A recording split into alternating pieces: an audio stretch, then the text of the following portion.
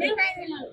ఇయ్యాడు sir sir sir రాజా sir madam వస్తాంది నీకు ఎంకారం చేసి తెలంగాణ పార్టీ నీకు పార్టీ ఇవ్వలేదు మా మేడం తెలుసు మీ తరఫున మేడం అయితే తెలుసు అని మేము పడాడినాం. కానీ వద్దు ఆయన వద్దు అని మళ్ళీ తెలంగాణకి గెలుపుతున్నాం, కరెన్సీ ఎందుకు గెలుపుతున్నాం కానీ మా మేడం తెలుసు. ఇప్పుడు మళ్ళీ మా పార్టీ ఎందుకు వస్తా అంటాను, ఏం ఆశపడి వస్తాను. మేము భారతీయులు సీజన్లు నీకు బదిలాడితే నీ కులాంటే మేము బదిలాడతాం మా కులం అని కాలి కోడి కోసం అనుకుంటున్నావు. నువ్వు ఇప్పుడు ఎందుకు మా పార్టీలో వస్తా అంటారు, నువ్వు రావడం అవసరం లేదు. మాకు ఏమున్నా కానీ మా మేడం తోటి కొట్లాడు మళ్ళీ కాంగ్రెస్ లో ఎందుకు వస్తావు, ఏమవుతావు.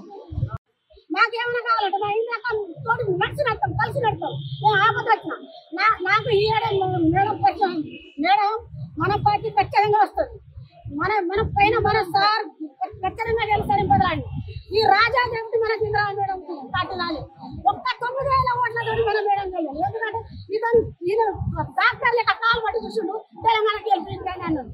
అట్లా పోయి ప్రచారం చేసిండు ధర్మసాగర్ మండలం. ఒక్క ధర్మసాగర్ మండలం ఇంకా ఈ రాజా దేవుడి పోయింది మా మేడం రాదు. ఇప్పుడు మా పార్టీ ఎందుకు వస్తా ఉంటాను, నీకేం అధికారం రావద్దు. నువ్వు వచ్చినా మేము మహిళలు అంతా తిన్నామని ఇది అవసరం లేకుండా నీకు ఏం చెప్తామని చెప్తాం. అది నేను చెప్తాను. జై కాంగ్రెస్ రాజా.